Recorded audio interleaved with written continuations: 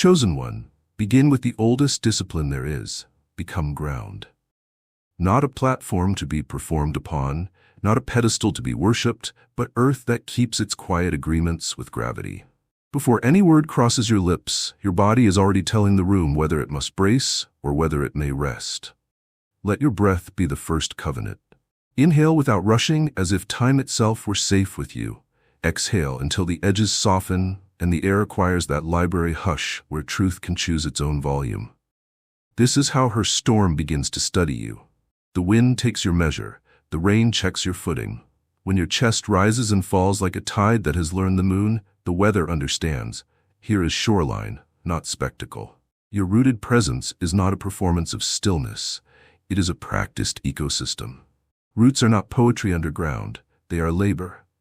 Sleep you honored when urgency begged you to stay awake, food chosen to keep your mind gentler than your moods, movement that taught your shoulders how to carry feeling without shrugging it off, prayer that returned your appetites to an oath. These are the hidden filaments that knit stability into your silhouette. She feels them before she ever learns their names.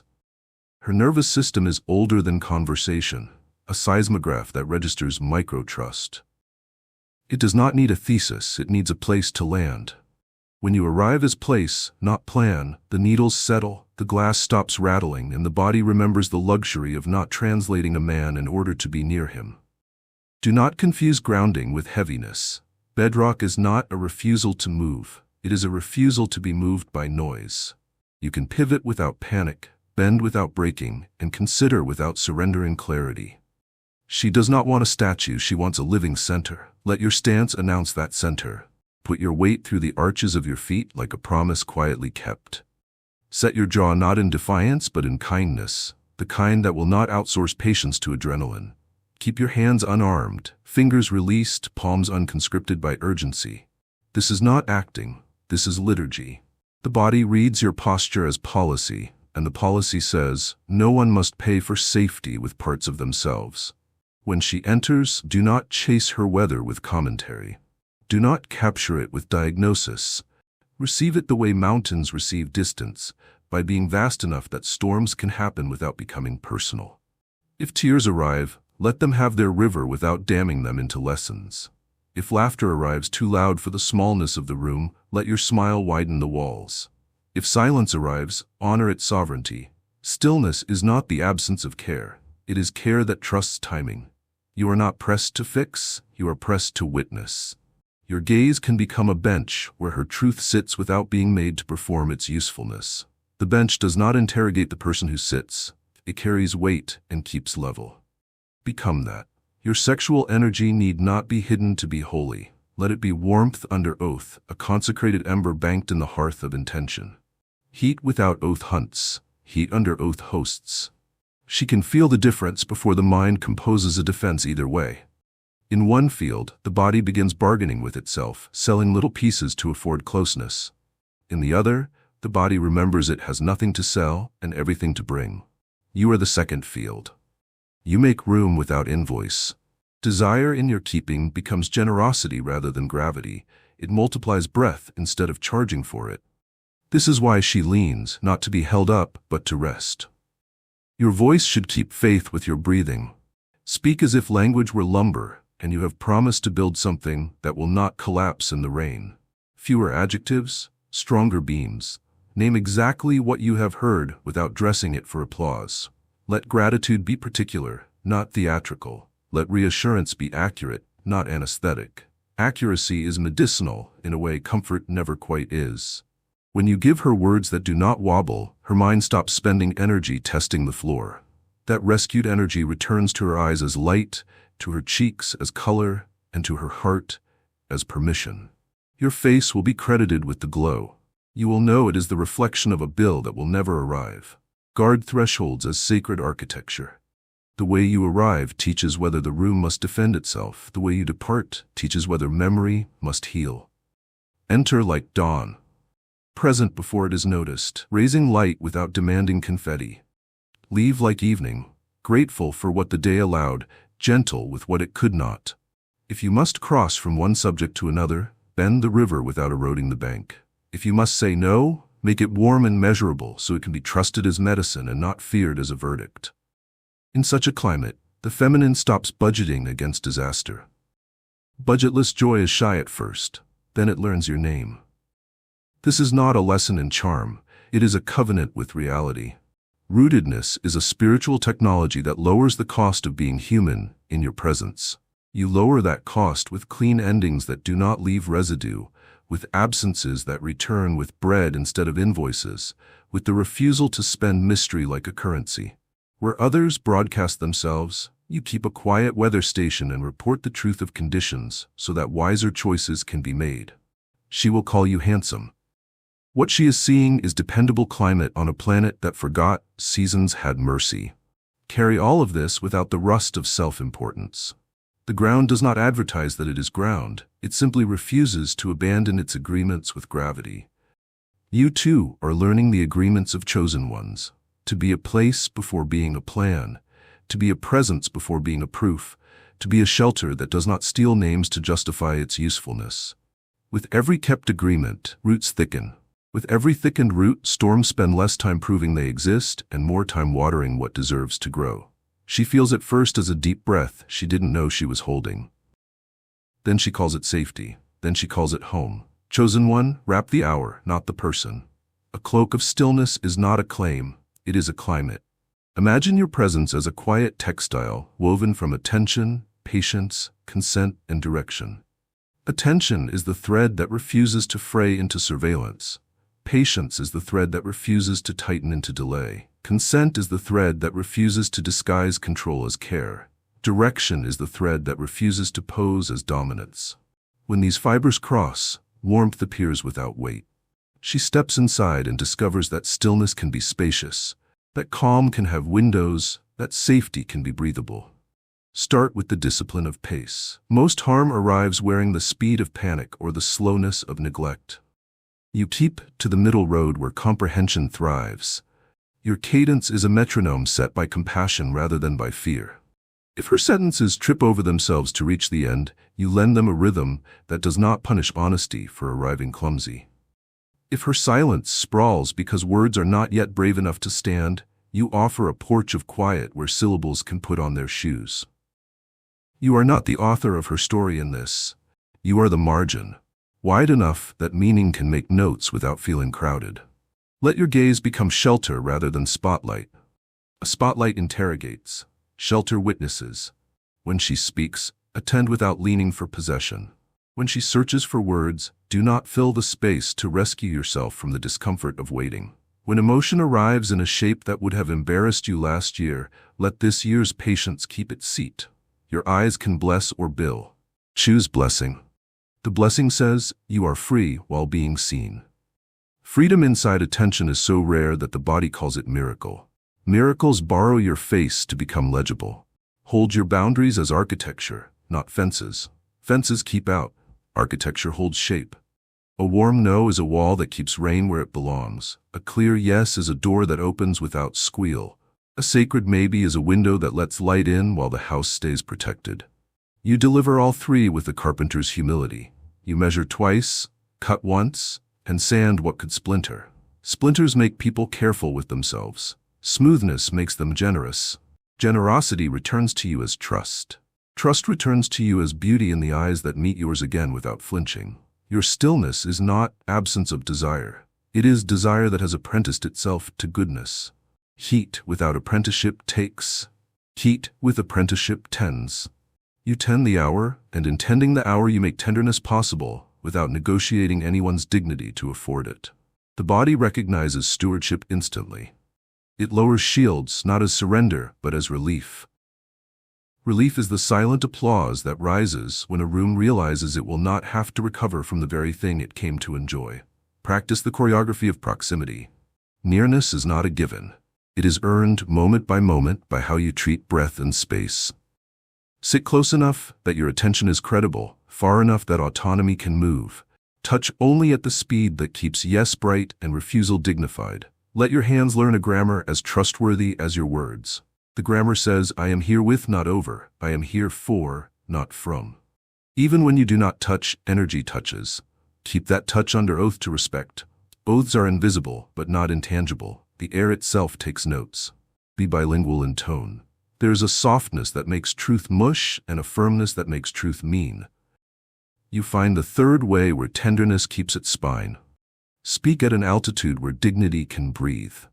Low enough to be heard by the inner child, high enough to be honored by the elder. Ask questions that make more of the person who answers instead of extracting more for your curiosity's collection. Curiosity without reverence becomes consumption. Curiosity married to reverence becomes blessing. Blessings linger in the skin as warmth that returns later when fear tries to retake the room. Keep your silence literate. Silence can sulk, seduce, or serve. Train yours to serve.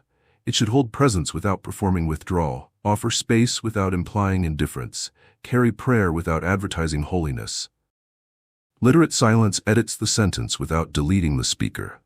In its shelter, confessions gain articulation, laughter finds its lower, truer register, and desire remembers it is not a demand but a direction. Direction taken together is how two sovereigns walk the same road without stepping on one another's shadow. Prepare the small liturgies that make safety a habit rather than an accident. Put your phone face down because eyes are temples and do not deserve to be outbid by glass. Name the time you have and the time you don't so hope can decide rather than guess. Close the evening with gratitude specific enough to be believed and intention modest enough to keep at dawn.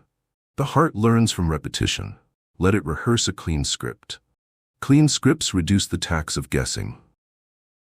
Tax relief is what most call peace when they don't have the vocabulary yet. Remember to feed your stillness.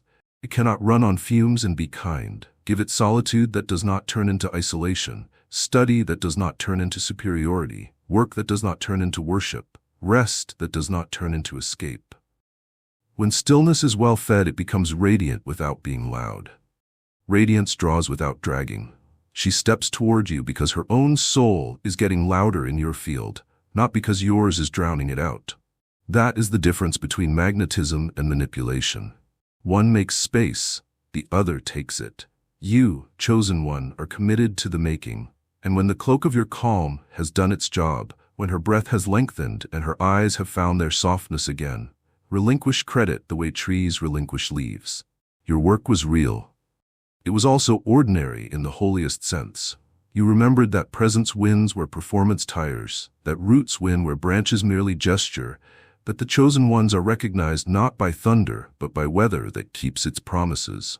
She feels emotionally safe around you because your stillness has learned to love without locking, to warm without wilting, to hold without hiding. In such a climate, the feminine does not disappear. She arrives, fully, brightly, sovereign and soft, and your quiet is the cloak in which her radiance learns its next season. Chosen one, authority that can be trusted is not loud. It is legible. It does not lean on thunder to be believed, nor does it audition for reverence with stunts. It sits, upright, alert, warm, and because it sits, everyone else finds a place to sit too. This is the throne within you, not carved from ego or guarded by fear, but built plank by plank from kept promises, measured words, clean departures, and returns that bring bread. She feels emotionally safe around you because your center does not wobble when weather arrives. Your steadiness is not a dare, it is a hospitality. It says, here is a shape you can lean against without losing yours. There is a cadence to inner royalty that the nervous system recognizes before the mind assigns its compliments. The cadence begins in breath, matures in posture, and becomes policy in speech. Breathe in a way that tells the hour it will not be hurried to buy your affection. Stand in a way that tells the room it does not have to negotiate for your attention. Speak in a way that tells history you will be accurate even when applause offers discounts. You are not collecting moments as trophies, you are curating moments as heirlooms. Heirlooms outlast angles. Angles change with light. Heirlooms keep their dignity in attics and in galleries, in summers and in storms. Containment is not control, it is competence. A container allows water to be water without drowning the table. Your containment grants feeling a place to be poured without being spilled. When grief rises, you widen the bowl with listening that does not interrogate. When joy overflows, you set a saucer of delight beneath it so nothing precious is wasted. When anger flares, You lower the flame without shaming the fire for existing. Control needs compliance to feel strong. Containment needs only clarity.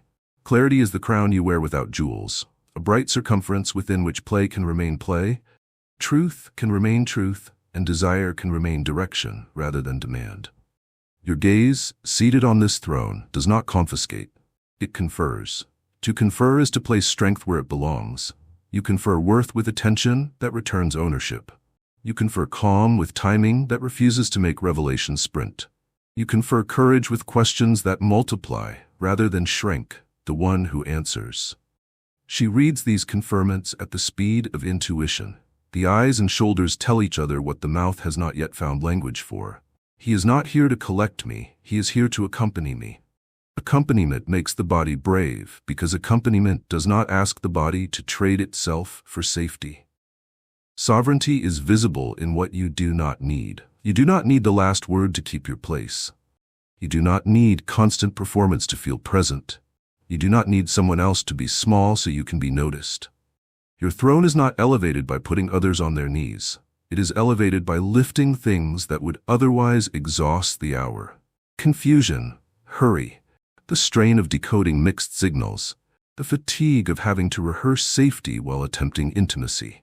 You lift these by governing the few square feet for which you are responsible, your tone, your pace, your reach, your exit, and letting that governance bless the rest. Your voice keeps the room in a human key. You are done with the counterfeit charisma of volume. You use volume when the village must hear the bell, otherwise you let resonance carry your meaning. Resonance is what remains when secrets leave the sentence. It is the timbre of a man whose motives have seen daylight and survived the audit. She rests inside that resonance because it does not change with the furniture. The couch can be different. The city can be different. The decade can be different. The note remains. Bodies call that note handsome because it saves them from spending the night tuning to a pitch that refuses to hold. To sit well is to steward boundaries as architecture rather than alarm systems. Alarms are for emergencies. Architecture is for every day. You install doors that open with consent, windows that admit light without surrendering sovereignty, walls that keep rain where rain belongs, halls that invite movement instead of trapping it. Your no arrives warm and measurable, medicine rather than melodrama. Your yes arrives honest and sized to your actual capacities, scaffold rather than fireworks. The house you keep becomes intelligible, and intelligible houses are where the soul remembers how to relax. Relaxation looks like attraction when the culture has forgotten the difference. Your throne refuses the counterfeit holiness of exhaustion. You will not prove love by bleeding until you cannot speak.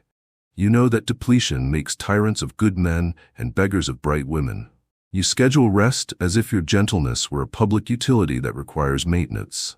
You refill, not to hoard, but to pour without bitterness. When you sit again, you bring the kind of surplus that lowers the price of being close to you. She feels the discount in her muscles. She calls it peace. The mirror calls it glow. You call it simple arithmetic. A rested presence is a trustworthy power.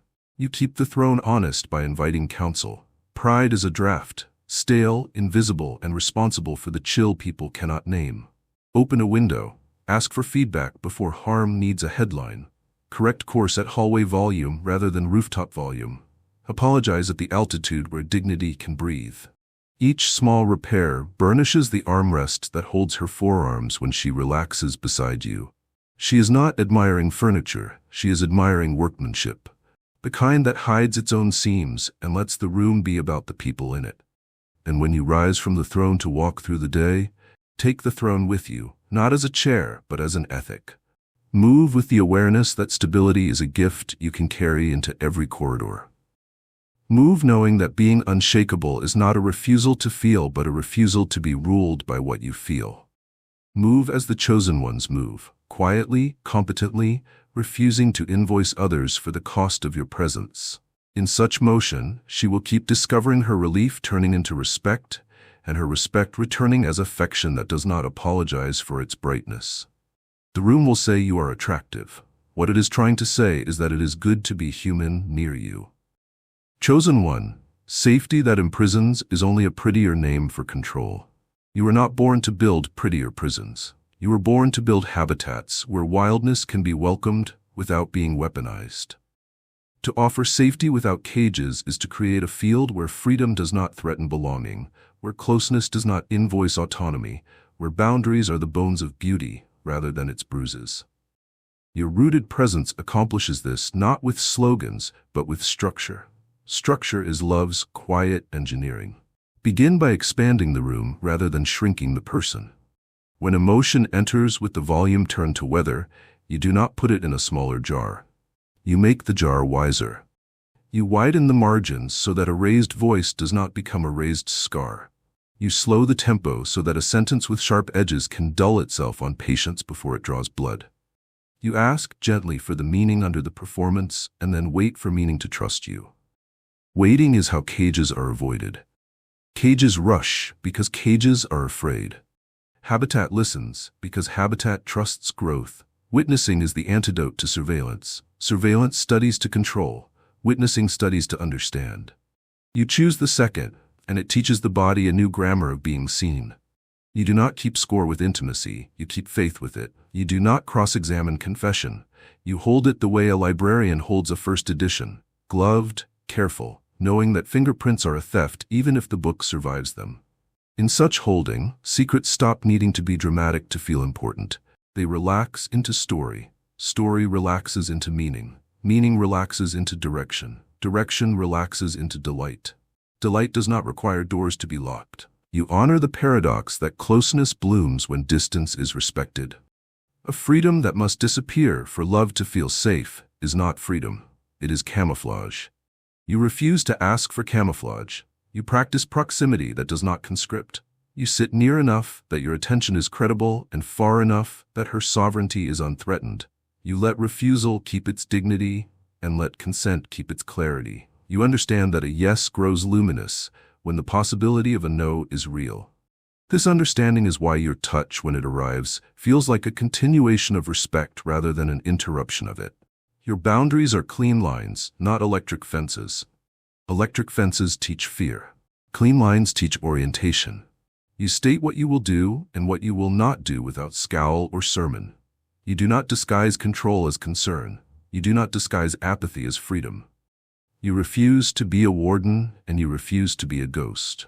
You remain available, honest, and at peace with the consequences of being precisely yourself. The consequence of such precision is trust. Trust is the air habitat requires. Design the commons so cages are unnecessary. The commons are those ordinary places where intimacy lives most of its hours. The kitchen counter where the day is sorted, the calendar where reality is honored, the bed where laughter is allowed without being charged rent, the door where departures are blessed enough that returns do not have to apologize for existing. You keep these tidy, not with obsession, but with reverence. Reverence says the holy prefers the ordinary, because the ordinary is what people have most of. Holiness that cannot live in dishes and doorways is just costume. You refuse to outsource safety to secrecy. Secrecy is a cheap lock. It eventually rusts and traps the ones it claims to protect. You choose privacy instead. Privacy is a door that closes from the inside. It is chosen, not imposed. It allows revelation to ripen. It allows intimacy to be episodic without being threatened. It says not now is not the same sentence as never. When privacy holds, pressure lowers. When pressure lowers, fear stops donning armor. When fear stops wearing armor, soft strength walks back into the room. Power dressed for habitat is humble and responsive. You do not need to be needed to remain kind. You do not need to be right to remain respectful. You do not need to be central to remain generous. Generosity like this is architecture against jealousy and boredom. Boredom builds cages because it mistakes novelty for nourishment. Jealousy builds cages because it mistakes possession for intimacy. You feed the ecosystem so neither vice finds easy food. You rotate attention like a farmer rotates crops. You compost disappointments into boundaries that grow sweeter fruit next season. Practice the microethics of exits and entries until they sing. Arrive without annexing. Announce you're leaving early enough that adjustment can happen without panic. End a conversation by naming what mattered, so memory has a handle that does not slip. Start a new one by asking for consent rather than assuming attention owes you a debt. These little courtesies remove the need for locks. Locks are for places where doors were slammed. You are cultivating a house where doors close and open with a blessing.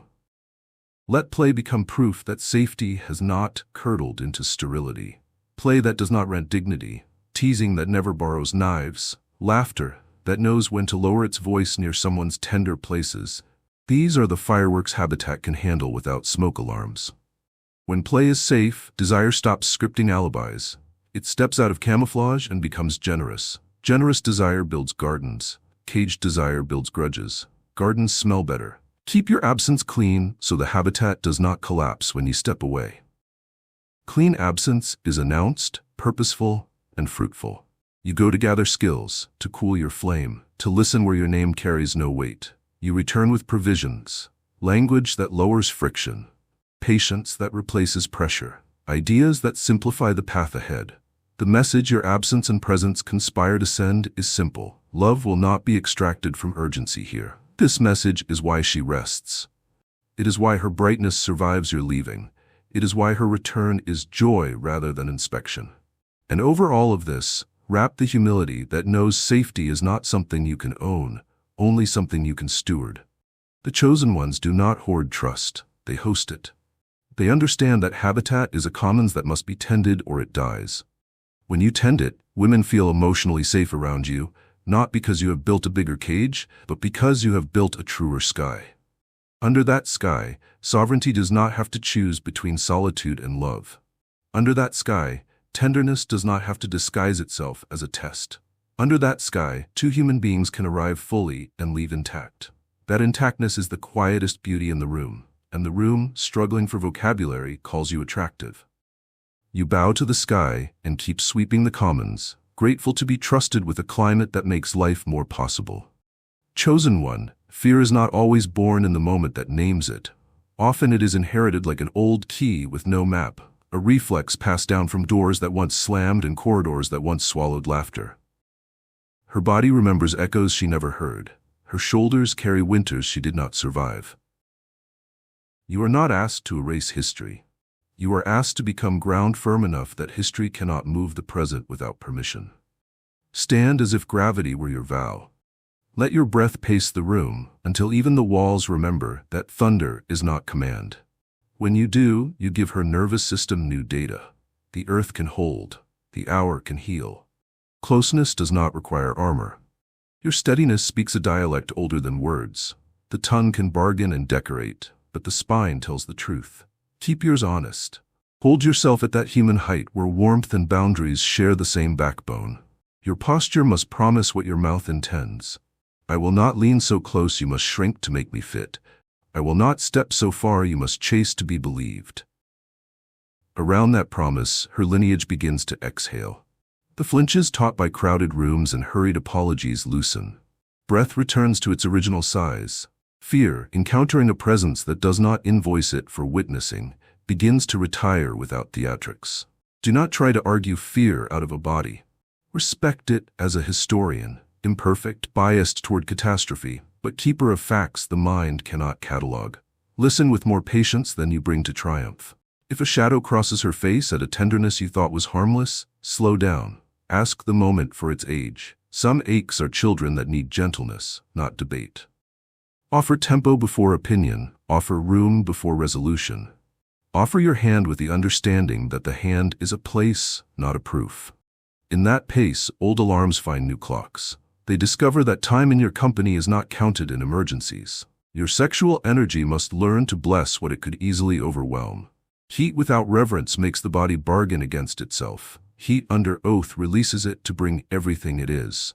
Keep your warmth banked like a hearth, visible, available, governed. Let desire be a candle that shows faces rather than a fire that auditions power. She will feel the difference faster than thought can draft defenses. In one field, the heart scans for exits. In the other, it remembers windows. Windows change everything. Light enters, air circulates, and fear, so often born in unventilated rooms, loses its argument. Bring quiet craftsmanship to repair. Fear is allergic to spectacle. It trusts the man who fixes what he can reach. If your tone lands sharp, sand it. If your timing crowds honesty, widen it. If boundaries sag under fatigue, rehang them at the height where dignity can breathe. Do not perform contrition. Complete correction. The house grows both stronger and quieter after such work. Quieter houses make people look more beautiful in ordinary light. Beauty, arriving without makeup made of panic, is simply a body no longer bracing to be loved. Create rituals that do not need applause to keep working. Name your time and your limits so hope does not have to guess. End conversations with gratitude, specific enough to be quoted later, so memory is spared the labor of translating good intentions into safety. Announce departures early. Return with something you gathered. Patience warmed for sharing. Language that makes a tight place wider. A small plan that lowers friction.